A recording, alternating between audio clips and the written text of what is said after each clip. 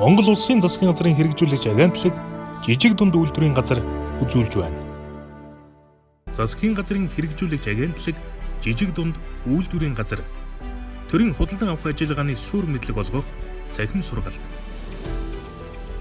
За сайн байцгаана уу. Өнөөдөр засгийн газрын худалдаа авах ажиллагааны талаар ерөнхий ойлголт, тэр дундаа тендерт оролцоход юуг анхаарах, хэрхэн яаж амжилттай оролцох вэ гэдэг талаар ерөнхий ойлголтыг өгөх гэж байна. За засгийн газрын худалдаа авах ажиллагаатай холбоотой гаргасан үндсэн засгийн газрын тогтоолууд байгаа. За энэ дундаас тендерт оролцогчийн хувьд бол анхаарах ёстой цөөн хідэн тогтоолыг анхаарч байна. За энэ маань юу вэ гэхээр нэгдүгürt босго хүн шинжилэн батлах тухай засгийн газрын тогтоол байгаа. За энэ нь тендерт оролцогчийн хувьд нээлттэй тендерт орох уу, онцгой журмын хязгаарлагдмал харьцуултын тендерт орох уу гэдэг юм асуудал бол яригддаг юм зүйл байгаа. За мөн тендерт оролцогчийн хувьд дотоодын үйлдвэрээс худалдан авах чанар стандартын шаардлага хангасан барааны жагсаалт гэдгийг засгийн газраас баталсан. За энэ тогтоол бол 19 онд бол 9-р тогтоолоор шинжлэгдсэн байгаа.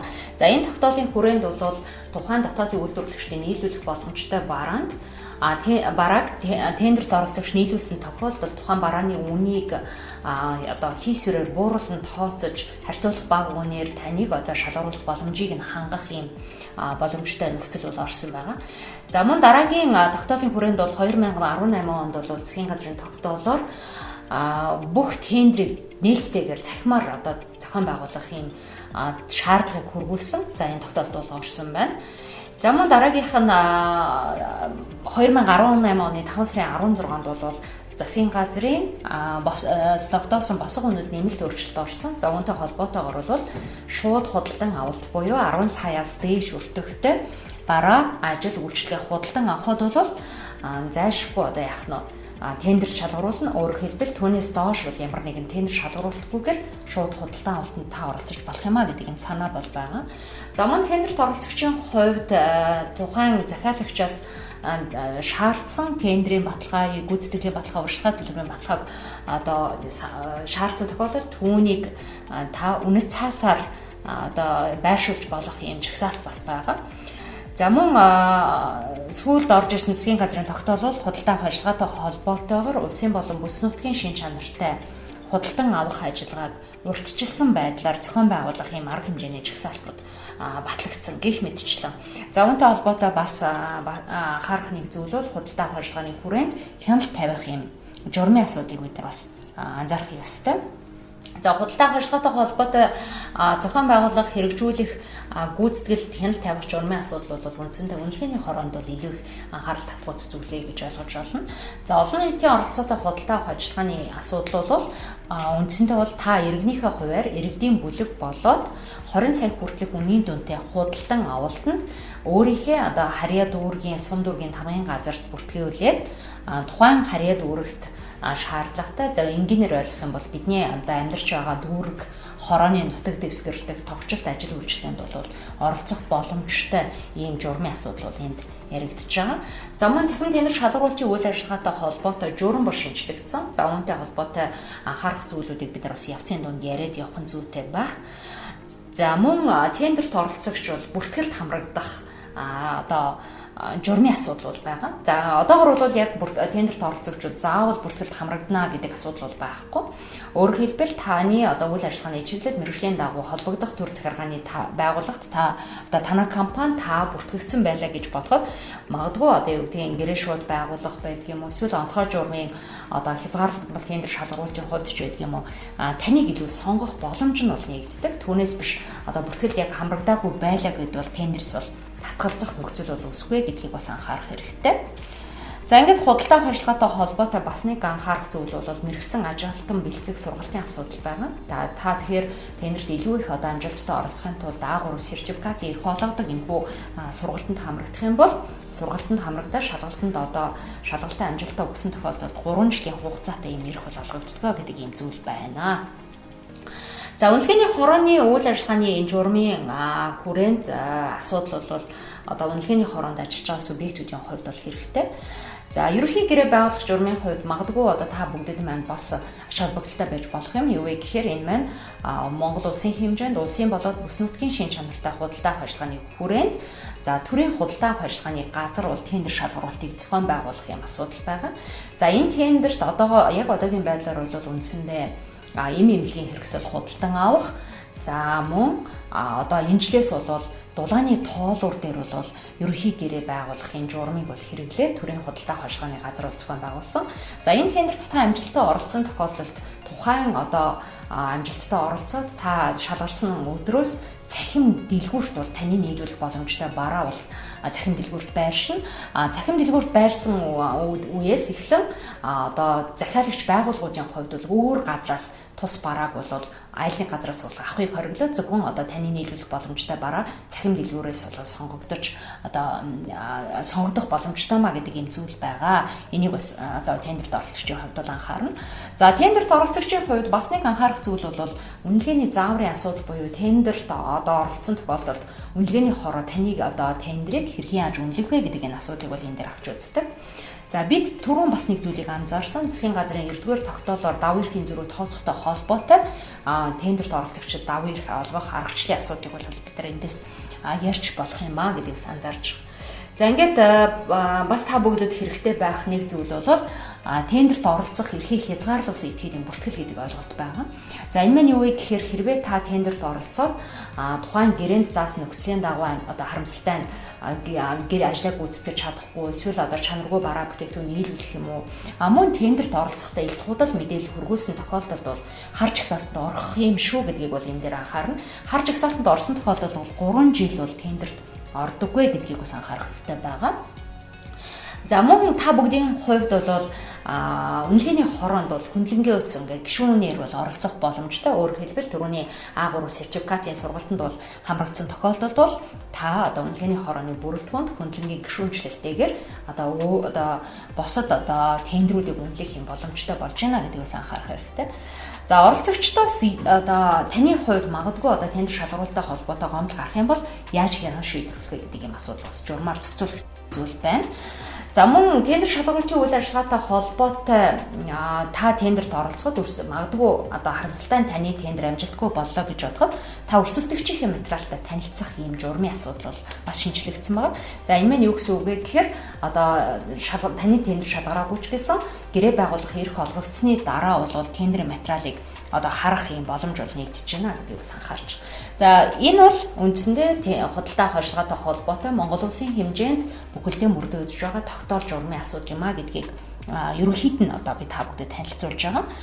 За мөн худалдаа авах ажиллагааны хүрээнд нэг анхаарах зүйл бол ямар хууль тогтоомжийг бид мөрдөж ажиллах юм бэ гэдэг юм зүйл байгаа. За альва хуулийн дээр бол мэдээж үндсэн хууль маань явж идэг. За шалгарсан тендерт оролцох захиалагчийн хооронд байгуулагдах гэрээ бол иргэний хуулиар зохицуулагдж байгаа. За мөн өнөөдөр худалдаа авах ажиллагааны ил тод байдлыг хангахтай холбоотой 5 сая төгрөгнөөс дээш өртөгтэй гүйлгээ хийгдэх тухай бүр шилэн даасан бүртгэгдэн. За мөн мэдээллийн ил тод байдал мэдээлэл авах эрхийн тухай хуулиар бол зохицуулагдж байгаа. За эдгээр хуулиас хуулиудтай одоо нийцүүлж гаргасан хууль тогтоомжоос энэ хууль маань бол бүрдэж байна гэж хэлж болно.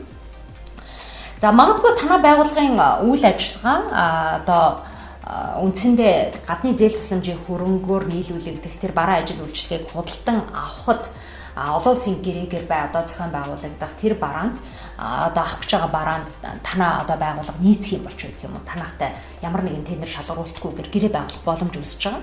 За магадгүй өнөөдөр төрөмчт одоо аж ахуйн үйлдвэрийн газрууд буюу одоогор бол яг Азцаа компани бол одоо авцаамын засвар арчилгаатай холбоотой ажил үйлчлэгийг худалдан авахд бол ямар нэгэн тендергүйгээр оролцож байгаа. За мөн төрийн нууцад хамааруулсантай холбоотой магадгүй одоо үндэсний аюулгүй байдлыг хангах тусгай зорилтын тоног төхөөрөмж байгууламж ажил үйлчлэгийг танай байгууллага нийлүүлдэг бол ямар нэгэн тендер ойлголттой авахгүй. За мөн төв банкны хуулийн хүрээнд мөнгөний бодлогыг хэрэгжүүлэхтэй холбоотой үнэт цаас худалдаж авах төлбөр тооцоо гүйцэтгэх банкны хян шалгалтын хүрээнд зөвлөх үйлчлэгээ ч гэдэг юм уу. Энэ болгон дээр болох бас тендер гэдэг ойлголт бол байхгүй. Өөрөөр хэлбэл төрийн болоод орон нутгийн өмчийн хөрөнгөөр бараа ажил үйлчлэгээ худалдан авахд энэ хууль хамаарахгүй маа гэдгийг ойлгож болно.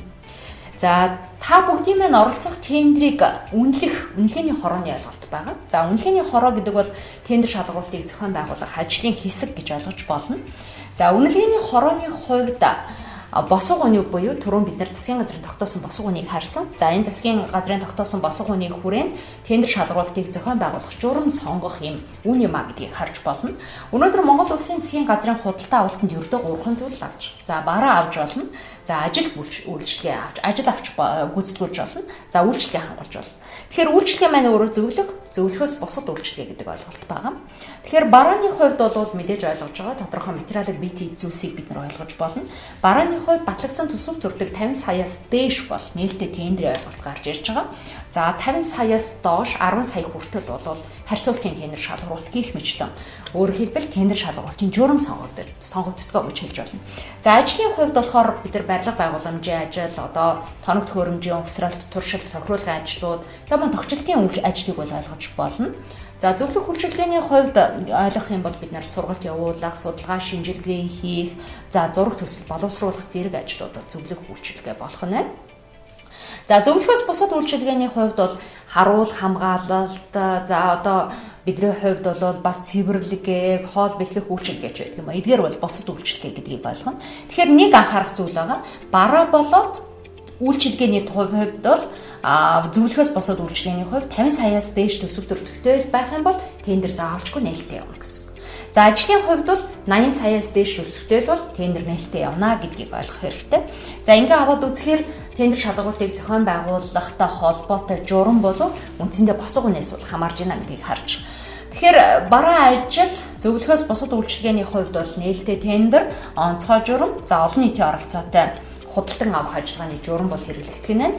За зөвлөх үйлчилгээний хувьд бол 10 саяас дээш төсөв төрөлхтөй бол зөвлөх үйлчилгээний гүйцэтгэлд сонгох журмын дагуу зохион байгуулагддаг байх нэ. За түрүүн миний дурдсан. За сургалт явуулах, судалгаа шинжилгээ хийх, зураг төсөл боловсруулах ч гэдэг юм а гэдэг зөвлөлт. За бид нэг зүйлийг сайн анзаарсан. 50 саяас дээш төсөв төрөлхтөй бол тендер бол нээлттэй явах юм байна. За нээлттэй тендер шалгуулалтын оргаар бид нар худалдан авах ажиллагааг зохион байгуулсан тохиолдолд бид нар урилгыг бол сонин дээр за мөн цахимаар бол нээлттэй зарлж байгаа гэдгийг бас анхаарч байгаа. За хэрвээ танай компани тендерт одоо нээлттэй тендерт оролцож байгаа бол тендер хүлээж авах эцсийн хугацаа бол хамгийн бага 30 хоног байдаг шүү гэдгийг анхаарна. За хүлээн авснаас хойш бол тендер 1 цагийн дотор нэгдэж байгаа. За 1 цагийн дотор нэгдэхэд бол цахимаар нээлт хий чинь та заавалжгүй тэр байгууллагын гадна очиж одоо тэр газар очих, хүрэлцэн очих хүрэх шаардлагагүй гэсэн үг. За ингээд тендер нээснээс хойш 30 хоногийн хугацаанд буюу тендерийн хүчинтэй байх хугацаанд өмлөгийн хороо таны тендрийг үнэлээд шалгарсан эсвэл шалгараагүй тухай мэдээллийг танд хүргүүлэх ёстой гэдгээс анхаарна. За үүнтэй холбоотой анхаарах зүйл бол тендер хүчинтэй байх хугацаанд багтаж гэрээ байгуулагддаг шүү гэдгийг бас анхаарах хэрэгтэй. За тендерийн хүрээнд саяны бидний одоо тендерүүдийн хувьд бол нээлттэй бай, за онцгой журам бай, зөвлөх үйлчилгээ бай, зөвлөхөөс босод үйлчилгээ бай. Бүх тендерээс татгалзах уу гэвэл үнэлгээний хороо үнэлгээ хийгээд татгалзаж болно.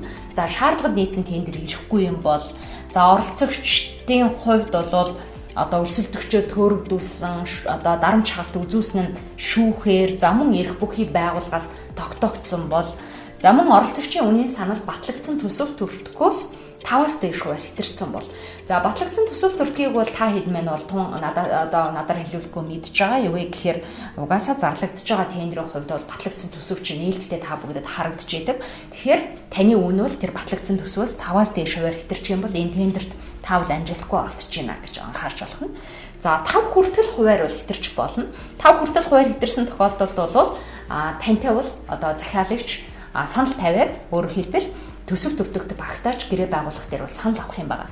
За харамсалтай таны санал бол тэр 5 хүртэлх хувиар саналынхаа хүрээнд одоо юу гэдгийг одоо зохицуулах боломжгүй энэ дээр хилцээд орохгүй гэж үзэх юм бол энэ тендер маань бас амжилтгүй болно гэдгээс анхаарах хэрэгтэй. За ингээд нээлттэй тендер амжилтгүй болсон тохиолдолд тухайлбал сая батлагдсан төсвөөс 5-аас дээш хувиар хэтэрсэнтэй холбоотой тендер амжилтгүй болсон бол дараагийн удаад хязгаарлагдмал тендер гэдэг ойлголт орж ирдэг. Бусад нөхцөл шалтгаанаар тендер амжилтгүй болох юм бол 2 дахь удаад бол дахиад нээлттэй явчих. 2 удаа нээлттэй амжилтгүй болох юм бол 3 дахь удаад гэрээ шууд байгуулах аргыг хэрэглэдэг. За хязгаарлагдмал тендер амжилтгүй болчвол гэрээ шууд байгуулах арга руу орох нь. За тэгэхээр бусад нөхцөл шалтгаан гэдэг ойлголт өөрөө юу юм бэ гэхээр цөмөрөө бас анхаарч болно. Өөрөөр хэлбэл тендерийн баримтчиг заасан нөхцөл шаардлагыг хангаагүй улмаас тендер амжилтгүй болвол 2 дахь удаа дахиад нээлттэй болох юмаа гэдгийг ойлгох хэрэгтэй. За тендер шалгуулалтын онцгой журмын хүрээнд 3 аргын асуудал ярьж байгаа. За нэгдүгээр гэрээ шууд байгуулах арга, харьцуулалт, хязгаарлагдмал гэдэг ойлголт. За харьцуулалт гэхээр бид бүгдийн түрүүний дурдсан барааны хувьд 50 саяас доош, ажлын хувьд 80 саяас доош, зөвлөхөөс бусад үйлчлэгээ 50 саяас доош бол тендер харьцуулалтын аргаар зохион байгуулагдана. За тэгэхээр харьцуулалтын аргаар зохион байгуулагдах заас гадна хязгаарлагдмал тендер гэдэг ойлголт байгаа. За бид түрүүн сая нэг зүйлийг харсан. Тендерт оролцогчийн үнийн санал батлагдсан төсвөөс 5-аас дээш хувиар хэтэрсэн тохиолдолд 2 дахь удаад бол бид нар хязгаарлагдмал тендер зарлах юм аа. За хязгаарлагдмал тендерийн хувьд нээлттэй тендерээс юугаараа ялгаатай байдаг вэ гэхээр хүлээж авах хугацаагаар л ялгаатай байна. За мөн дээрэс нь бас нэг анхаарах зүйл бол угаасаа оролцогчдын тоо цөөхөн байдаг бол хязгаарлагдмал тендер шалгуулах нөхцөл үүсдэг. За тухайлбал өнөөдөр бол яг Монгол улсын хувьд бол өөрийн холбооны салбар дээр ярих юм бол Mobicom, Skytel, G-Mobile, Unitel зэрэг оролцогч угаасаа тодорхой цөөхөн тохиолдолд бид нар хязгаарлагдмал тендер зарлж байгаа. За ингээд бид түрүүн нэг зүйлийг анзаарсан. 2 удаа нээлттэй амжилтгүй болсны дараа за мөн хязгаарлагдмал тендер шалгуулалт амжилтгүй болсны дараа бол гэрээ шууд байгуулж байгаа. За тэгэхээр гэрээ шууд байгуулах аргын тухайд одоо юу гэдгийг таныг шууд сонгоод одоо гудамжинд явж ах чинь ч байдаг юм уу дуудаад гэрээ байгуулах уу гэвэл бас үгүй гэдгийг анхаарах хэрэгтэй. За юу вэ гэхээр гэрээ шууд байгуулахтай холбоотой цахим сайтн дээр Tender.gov CGMN гэдэг энэ сайтн дээр бол урилга бол нийтлэгдэж байгаа гэдгийг анхаарах хэрэгтэй. За ингээд урилгын хариуд та саналаа ирүүлэх нь. Тэгэхээр тухайн бараа ажил үйлчлэгийг гүйцэтгэх чадвартай нэг түүнээс дээш этгээдээс үнийн үнэлгээний хороо сонголт хийгээд за ингэхдээ техникийн тодорхойлолт бусад нөхцөл шаардлагыг хангасан бол түүнтэй гэрээ байгуулах нөхцөлийг ярих нэ гэдгийг бас анхаарах нь. Энэ бол гэрээ шууд байгуулах нөхцөл. За харьцуулалтын тендерийн хувьд бол босго хүнээс хитрээгүй бол бид нар харьцуулалтын тендер зарлж байгаа. За харьцуулалтын тендерийн хувьд бол урилгыг цахим дээр мөн адилна. За нийтлэн урилга зарласан өдрөөс хойш хүлээж авах хугацаа ажлын 5-аас доошгүй хоног байх нэ. За ингээд техникийн болон босод нөхцөл шаардлагыг баримтчиг заасан нөхцөл шаардлагыг хангасан тохиолдолд бид харьцуулалтын тендерийн хүрээнд гэрээ байгуулагдах нь. За гэрээ байгуулагдахын хувьд дахиад нэг зүйлийг сануулъя. Юу вэ гэхээр тендер нээснээс хойш тендерийн хүчинтэй байх хугацаа болох 30 хоногийн хугацаанд багтаж гэрээ байгуулагддаг гэдгийг санаж байгаа. За харьцуулалт амжилтгүй болох юм бол гэрээ шууд байгуулна гэдэг ойлголт бол байдаггүй. Өөрөөр хэлбэл үнэлгээний хороо дахиад харьцуулалтын тендер зарлана гэдгийг анхаарах хэрэгтэй. За хязгаарлагдмал тендерийн хувьд нээлттэй тендер шалгуулалт амжилтгүй болсон шалтгаан нь төсөв төртөгтэй холбоотойгоор амжилтгүй болсон эсвэл оролцогч угаасаа цөөхөн байх юм бол хязгаарлагдмал тендер зарлалгаа гэдгийг түрүүнд дурдсан санаж байгаа байх. За хязгаарлагдмал тендерийн хувьд мөн цахим дээр урилга тавиад урилгын хариуд тендер хүлээж авах хугацааны хувьд бол 15 болоод түүнээс дээш хоног байна. За хамгийн сайн үлдсэн этгээдүүдтэй бид нар бол гэрээ байгуулах юм нөхцөл үүсэх юм а гэдгийг харж байгаа. За тэгэхээр та бүгд нэг зүйлийг анзаарч байгаа байх. Юу вэ гэхээр тендер шалгуулалтын журмын хүрээнд бол тендер хүлээж авах хугацаа маань ялгаатай байна гэдгийг бол анзаарч байгаа. За олон нийтийн оролцоотой худалдаа ажиллагааны журам гэдэг дөнгөж нөгөө бид нар журмын танилцуулга хийж авахад ойлголтыг өгчилсөн. За энэ маань өөрөө юу байдаг вэ гэхээр сум дүүргийн төсвийн хүрээнд 20 сая хүртэлх үнийн дүнтэй худалдан авалтанд иргэн та бүлэг болоод иргэнийхээ ганц дангаар бол биш иргэдийн бүлэг болоод төсвийн тухай хуулийн хүрээнд дэх 58.3-3 за 58.4-3-т заасан дүүрэг болон сумын хүрээнд хийгдэх энэ ажлууд дээр иргэдийн бүлэг болоод та оролцох боломжтой маа. За үүний тулд бол иргэдийн бүлэг байгуулаад сум дүүргийнхээ засаг даргын хамгийн газарт бүртгүүлчих нь. За хүсэлтээ гаргаад засаг даргын хамгийн газраас иргэдийн бүлгийн жагсаалтыг нээлттэй зар хэлбэртэй тавьчихж байгаа.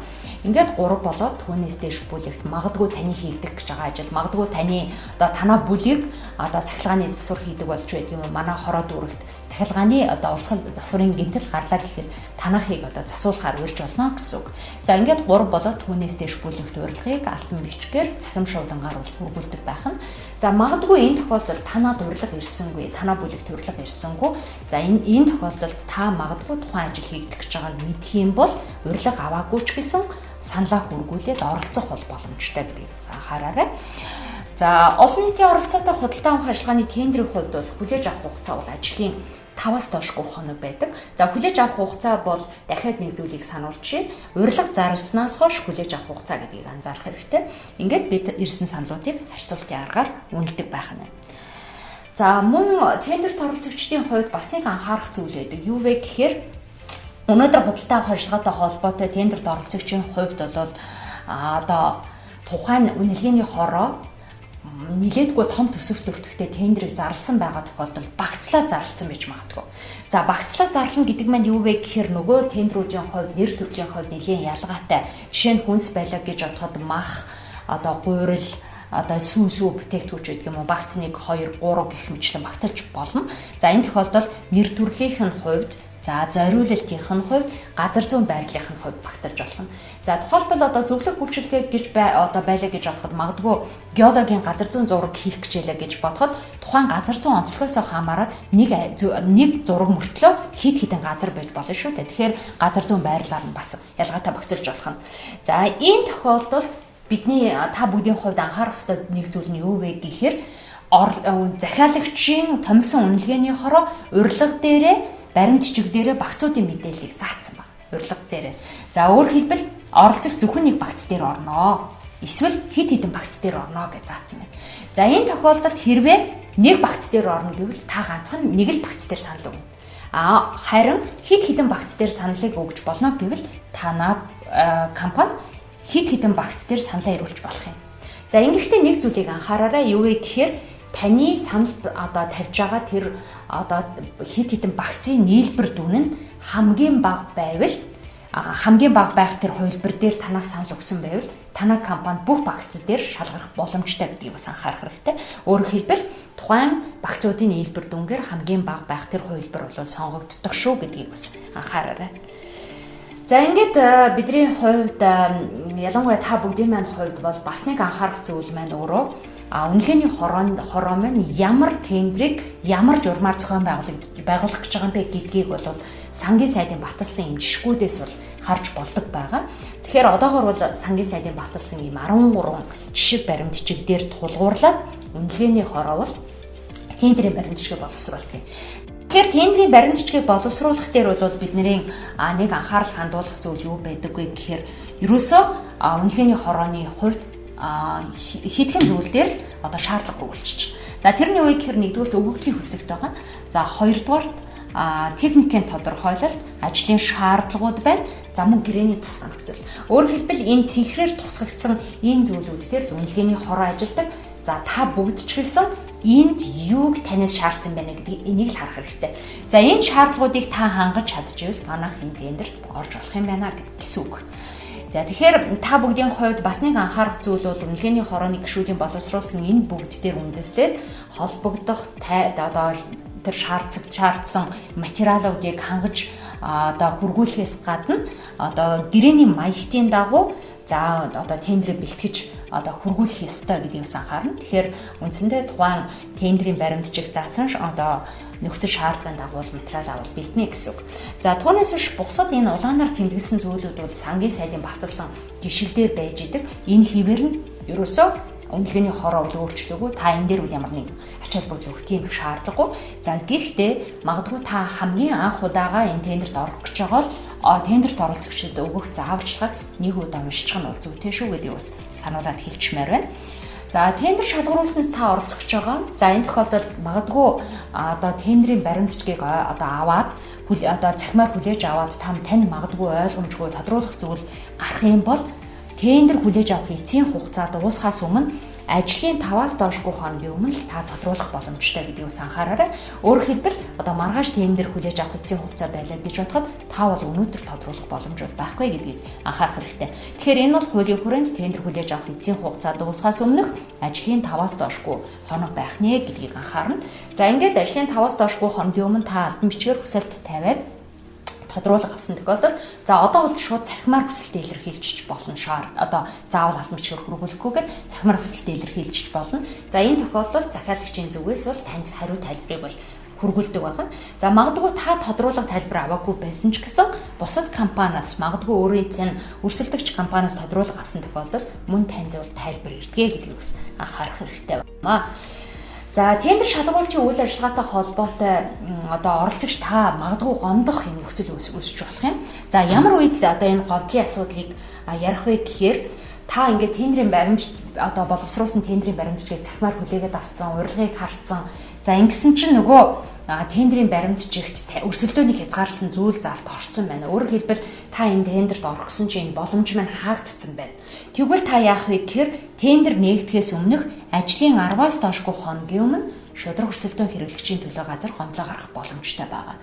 За мөн нэгэнд тендер нээгдсэн. Захиалагч энэ үнэлгээгээ нэг л сайн хийхгүй байна. Магадгүй таны хувьд энэ тендер шалгуулалттай холбоотой бол одоо асуудал гарч ийна гэдгийг та мэдсэн бол холбогдох нотлох баримтыг хавсаргаад гэрээ байгуулах эрх олгогдохоос өмнө гомдлоо захиалагчид гаргаж болох юм байна. Захиалагчид гаргаж болно. За тэгэхээр цөмөрөө нэг зүйлийг санаатахыг цөмөрөө. Бид түрүүн нэг зүйлийг анзаарсан. Худалдаа авах ажиллагааг зохион байгуулалттай холбоотой журмын хүрээнд урилга зарлаад тендер хүлээж авах хугацааг ярьжсэн. За хүлээн авснаас хойш тендерийн хүчинтэй хугацаа 30 хоног байдгаа гэдгийг түрүүн би дурдсан санаж байгаа баг. За тэгэхээр тендерийн хүчинтэй байх хугацаанд багтаж бид гэрээгээ байгуулдаг санаж байгаа. За тэгэхээр захиалагчийн томилсон үнэлгээний хороо тендерийг үнэлээд бид түрүүн нэг зүйлийг бас анзаарсан байх. Юу вэ гэхээр тендер шалгуулалтын өгөгдлийн хүс нэгт техникийн тодорхойлолт, үнэлгээнд харгалзах шалгуур үзүүлэлтүүд за одоо тэр болгон дээр үндэслээд захиалагчийн томилсон үнэлгээний хороо бол тендерийн баримтчиг боловсруулсан түүнийхээ дагуу бол үнэлгээ хийх нь байна. За ингээд үнэлгээ хийгээд хамгийн сайн үнэлэгдсэн тендерт оролцогчид бол гэрээ байгуулах эрх олгож. За гэрээ байгуулах эрх олгогдоод харамсалтай танай компанид бол шалгарч чадаагүй гэсэн мэдээлэл ирлээ гэж бодоход та гомдлоо дараагийн шатанд бол сангийн хамт гаргач. Өөрөөр хэлбэл гэрээ байгуулах эрх олгосноос хойш ажлын 5-аас доошгүй хоногийн дотор та сангийн амд гомдлоо гаргах боломжтой гэсэн үг. За ингээд нэгэнд гэрээ байгуулах эрх олгогдсон бол ажлын 6-аас доошгүй хоногийн дараа гэрээ байгуулагддаг гэдгийг анхаарах хэрэгтэй. Тэгэхээр нэгэнд гэрээ байгуулагдсан бол та дараагийн шатнд зөвхөн шүүхтэд гомдол гаргана. За мөн таны гаргасан гомдлыг шудраг өрсөлдөөн хэрэглэгчийн төлөө газар за мөн сангийн ам шийдвэрлэж чадаагүй гэж үзвэл дараагийн шатнд шүүх шийдэх байгаа. За мөн захиалагчийн хүрээнд та гомдол гаргасан. Захиалагч таны гомдлыг шийдэж чадаагүй. За эсвэл энэ ажлын 10 хоногийн дотор гомдол шийдвэрлэгдээгүй гэж үзэх юм бол дараагийн шатнд бол сангийн аманд гомдол гарах боломжтой байгаа шүү гэдгийг бас анхаарах хэрэгтэй. За тэгэхээр тендерт оролцогч гэж таныг ганцаарн гэж бас хэлэхгүй байж болно. Өөрөөр хэлбэл дангаараа та тендер ирүүлэхээс гадна хамтран ажиллах гэрээний үндсэн дээр тендерт оролцож болох юм байна. Тэгэхээр хамтран ажиллах гэрээний үндсэн дээр оролцох тохиолдолд бид нар яах ёстой вэ гэхээр одоогор бол цахимын журам шинжлэгдсэнтэй холбоотой таны тэр хамтран ажиллах гэрээ бол цахим гэрээ буюу И гэрээ байгуулагдах ёстой гэдгийг анхаараарай. Өөрөөр хэлбэл цаасан дээр та хоёрын гэрээ бол хүчин төгөлдөр биш ээ гэдгийг ойлгох хэрэгтэй. За хамтран ажиллах гэрээ маань туслан гүйцэтгүүлэх гэрээ байж болно. За эсвэл түншлэл байж болдгийм. Түншлэл байж болно. За тэгэхээр туслан гүйцэтгүүлэх гэрээ гэж юу хэлээд байна вэ гэхээр ерөөсөө таны санал тавьж байгаа үний одоо тендерийн үний саналын 10 хүртэл хувийг туслан гүйцэтгэгч чинь гүйцэтгэх бол тэр туслан гүйцэтгэгч болно. За тэгэхээр энэ дээр нэг гэрээний үн гэдэг ойлголт байгаа. Тэгэхээр гэрээний үн заримдаа таны үнийн санал байхгүй ч магадгүй. Өөрөөр хэлбэл юу гэсэн үг вэ гэхээр тендерт оролцогчийн тавьж байгаа тендерийн үнээс арифметикийн алдааг залруулсан мөн танай компани тавьж байгаа үнийн хөнгөлөлтийг тооцсон үн бол гэрээний үн болдог шүү гэдгийг анхаарах хэрэгтэй. Тэгэхээр гэрээний үнийн дүнгийн 10 хүртэл хувийг гүйцэтгэх бол хэн болох нь туслан гүйцэтгэгч болох нь. Тэгэхээр туслан гүйцэтгэгч 10 хүртэл хувийг л гүйцэтгэх боломжтой гэдгийг анхаараарай. Тэгэхээр өнөөдөр бас тендерт оролцогчид заримдаа ийм өрөөсгөл ойлголт аваад байдаг. За бид нар тэгвэл нэг 10 компаниг нийлүүлээд туслан гүйцэтгэгчтэй болчоор энэ ажлыг гүйцэтгэх юм байна. Энэ тийм ойлголт биш. Өөрөөр хэлбэл таны тухайн танай компани гүйцэтгэх ажлын 10 хүртэл хувь буюу гэрээний үнийн дүнгийн 10 хүртэл хувь. Тэгэхээр 10 компани маань магадгүй нэг хувийн ажил гүйцэтгэлтэй гэхэд нийлээд 10% биш үү гэдгийг ойлгох хэрэгтэй. За тэгэхээр туслан гүйцэтгэгчээс тендерийн баримтчиг тавьсан шаардлагуудыг бол шаарддаггүй. Өөрөөр хэлбэл үнэлгээ хийдэггүй гэсэн үг. Үнэлэхгүй. Гэхдээ тэр туслан гүйцэтгэгч маань зайлшгүй тусгай зөвшөөрөл шаардлагууд ажил хийж байгаа бол Тухайлбал өнөөдөр бол барилгын компаниудын хувьд бол тендерт оролцохдоо бол туслангуудаа бол дийлэнх тохиолдолд цахилгааны монтаж дэрж байдаг юм авдаг тийм. За энэ тохиолдолд бол бид нар цахилгааны монтаж хийх компани хинч байсан яах вэ? Ямар оролцогч байсан яах вэ гэдэг зүйл биш шүү гэдгийг бас ойлгох хэрэгтэй. Өөрөөр хэлбэл цахилгааны монтаж хийх зөвшөөрөлтөй байх ёстой байх нь. За мөн туслан гүйцэтгэгч маань одоо юу гэдгийг тухайн зураг төсөлийг одоо бэлтгэсэн нэр дэвсэн этикеттэй нэгдмэл сонирхолтой бас байж болохгүй гэдгийг ойлгох хэрэгтэй. Түүнээс бусад үнэлгээг бол тендерийн баримтчиг заасан шаардлагуудыг хангахгүй байсан ч болно гэдгийг ойлгоорой. За түншлэл гэж хэнийг хэлэх вэ гэхээр нийт гэрээний үнийн дүнгийн 10-аас дээш хувийг гүйцэтгэх юм бол түншлэл болчих. За тэгэхээр түншлэлээр орж ирж байгаа тохиолдолд бол бидний анхаарах зүйл бол үнэлгээг бол түншлэгч мөн танаа толгой компани аль алин дээр үнэлгээ хийдэг гэдгийг анхаарах хэрэгтэй. За энэ дээр нэг анхаарах зүйл бол тендерийн баримтчиг заасан борлуулалтын орлого түргэн хөрөх чадвартай хөрөнгө болоод авах боломжтой зээлийн хувьд түншлэлээр орж ирж байгаа төлөөлөх эрх бүхий этгээд буюу одоо танаа компани толгойлон орж ирж байгаа бол танах бол төлөөлөх эрх бүхий этгээд болно. Энэ тохиолдолд борлуулалтын орлогын 40%-аас багахгүй шаардлагыг хангана. За жишээлбэл багш нэг жишээ хэлье. Жишээлх юм бол борлуулалтын орлого 500 саяас баггүй байлаа гэж үзвэл төлөөлөх эрх бүхий этгээд бол 40% гэхээр 200 саяас доошгүй борлуулалтын орлоготой байх ёстой гэсэн үг. За түүнтэй хамтарч байгаа гишүүн этгээд бол 25%-аас доошгүй орлоготой байх ёстой гэсэн үг. Ингэж ойлгоно. За харин чадвар туршлагын хувьд бол ажлын туршлага, тоног төхөөрөмж, ажиллах хүчний шаардлага байлаа гэж бодоход тухайн тендерт орж байгаа оролцогч компаниудын хувьд бол нийлбэр дүнгээр нь тооцогчдөг байна. Нийлбэр дүнгээр нь тооцогчдөг. Өөрөөр хэлбэл энэ дээр 40-25 литр гэдэг үнэлгээ бол багхгүй. За мөн одоо тендерийн баримтчигт ашигтай ажилласан байна гэж заасан байх юм бол танаа одоо 2 юм байд юм уу 3 компаниуд бүгдээр ашигтай ажилласан байх ёстой гэдгийг анхаарах ёстой байгаа. Бид дөнгөж хичээл эхлээд нэг зүйлийг анзаарсан юу вэ гэхээр тендерт оролцогч одоо дотоодод үйлдвэрлэсэн барааг санал болгох юм бол таны барааг бол бараанд даваа ихэн зөрүү тооцдгоо. За тэр бол засгийн газрын 9-р тогтоолоор одоо батлагдсан юм а гэдгийг хэлж байсан. За энэ тохиолдолд танаа компани тэр дотоодод үйлдвэрлэсэн барааг санал болгосон тохиолдолд таны одоо санал болгож байгаа барааны дүнгээс 10%-аар даваа ихэн зөрүү тооцно. За үүнд бол хуулийн хүрээнд Монгол улсын гарал үүсэлтэй барааг санал болгвол за хог хаягдал дахин боловсруулсан барааг санал болгосон тохиолдолд за мөн магадгүй одоо танаа компани орон нутагт үйлдвэрлэсэн бараа материалыг ашиглах тохиолдолд тийм. За тухайлбал Улаанбаатар хотын компани Өвөр хангай аймагт одоо цэцэрлэгийн барилга барих гэж байгаа ч гэдэг юм уу. За энэ тохиолдолд Өвөр хангай аймагаас аймагт үйлдвэрлэсэн блок тоосхыг ашиглах байлаа гэж бодоход тэр блок тоосхны үнээс 10% бодно. Тэгэхээр та хэд минь гайхчихж магадгүй яхаараа миний одоо санал болгосон үнийг буулгаад байгаа юм бэ? Энэ нь өөрөө таны үнийн санал одоо 100 сая байлаа гэж бодоход 90 гэж үнэлэх гээд байна шүү дээ. За энэ маань одоо өрсөлдөгч компаниудын чинь үнийн хувьд таны үн бол 100 сая боловч үнэлгээ хийхэд 90 саяар харгалзан. Тэгэхээр танаа компани тендер шаардлагад нийцсэн тохиолдолд хамгийн бага харьцуулах үнээр танаа компани шалгарах боломжтой. Гэрээ байгуулахдаа бол таны санал болгосон үнээр гэрээ байгуулна гэдгийг анхаарах хэрэгтэй. За магадгүй бас танаа компани инновацийн бүтээгдэхүүн үйлдвэрлэгч дотоодын аж ахуй нэгж байх юм бол энэ дээр бас даваа эрхийн зөрүү тооцдог шүү гэдгийг анхаарах хэрэгтэй. За ажлын тухайд бол 7.5%-аар тооцож байгаа. За танаа компани ажлын тендерт орж байгаа. За 50-аас доошгүй хувийг нь бие дан одоо өөрсдөө танаа Монголын компани гүйцэтгэх, Монголын хуулийн этгээд гүйцэтгэх бол за мөн ажиллах хүчний чинь 30 ба түүнээс дээш хувийг хөгжлийн бэрхшээлт иргэн эзэлдэг тийм ээ. Танаа компани 25-аас дээш ажлагчтай аж ахуй нэгж байх юм бол бас одоо тухайн одоо ажлын төвшөнд бол цалин хөлсөн дээр бол 7.5%-аар даваа эрхийн зөрүү тооцоолж болно. За мөн түрүүний нөгөө жишээг яриа. Улаанбаатар хотын компани маань Өвөр хангай аймгийн хөдөлмөрийн хилцтэй гэрээ байгуулад тэндээс ажиллах хүчээ авч байгаа бол тэндээс авж байгаа ажилчдын цалин хөлсөн дээр бол бид нэр даваа эрхийн зөрүү тооцож болно гэсэн үг байна. За бас нэг одоо ач холбогдолтой нэгэн заалт орсон. Юу вэ гэхээр хэрвээ та жижиг дунд үйлдвэрлэл үйлчлэгээ эрхлэгч гэдэг нь жижиг дунд үйлдвэрлэл үйлчлэгээ эрхлэх тухай хуулиар тогтоогдсон та сертификат эзэмшигч байх юм бол нөгөө жагсаалтанд багтсан Монгол Улсын гарал үүсэлтэй барааг одоо танаа компани нийлүүлэх тохиолдолд бол үндсэндээ бол яах нь тантай шууд гэрээ байгуулах юм нөхцөл үүсэж нөхцөл үүснэ. За дээрэс нь үндсэндээ тань хэдийгээр тэр жагсаалтанд багтсан барааг нийлүүлдэг гүч гэсэн Монгол улсын гарал үүсэлтэй барааг танай компани нийлүүлж байгаа бол 15%-аар давуу эрхийн зөрүү тооцно гэдгийг бодох хэрэгтэй. За ийхүү танай компани одоо санал болгож байгаа тендерийн хувьд шаардлагад нийцсэн хамгийн бага харьцуулах үнэтэй бол танай тендер хамгийн сайн үнэлэгдсэн тендер болно гэсэн үг. За ингээд хамгийн сайн үнэлэгдсэн бол тантай гэрээ байгуулах эрх олгох тухай шийдвэрийг хүргүүлэх нэ гэдгийг бол анзаарах хэрэгтэй.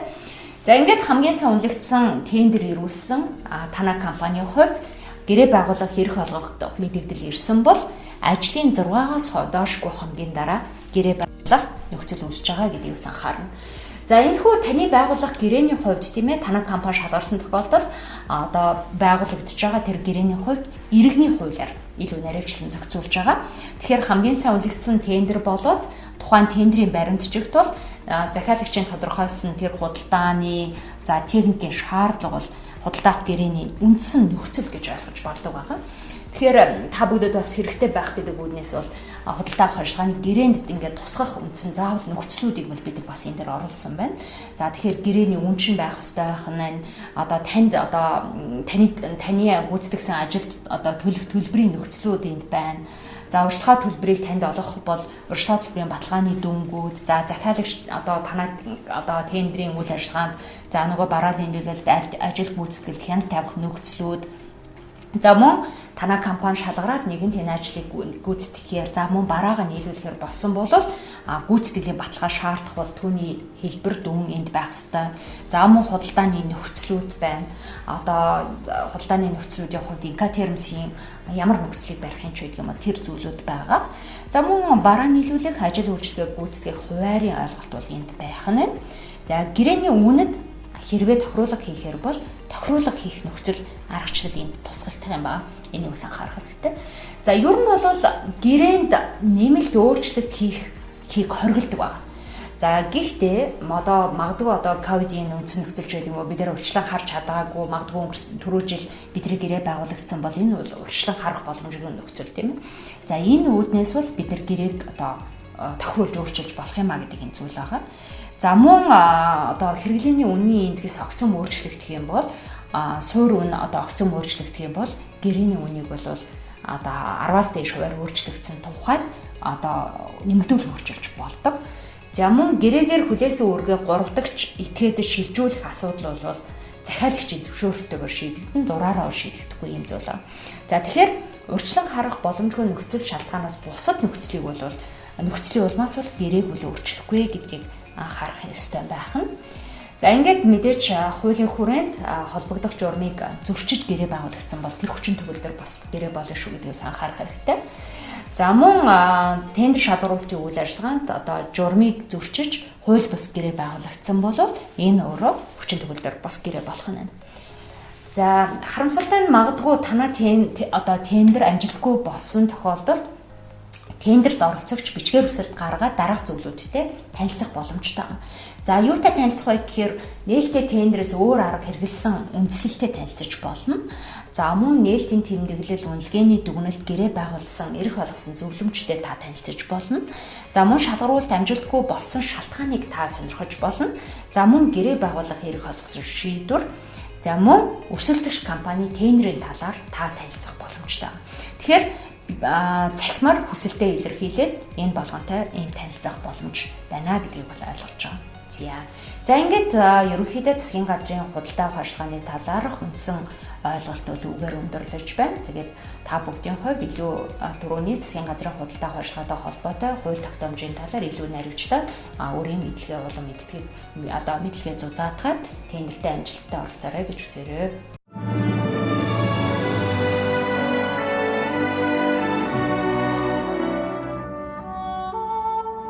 Монгол улсын засгийн газрын хэрэгжүүлэгч агентлаг жижиг дунд үйлдвэрийн газар үзүүлж байна.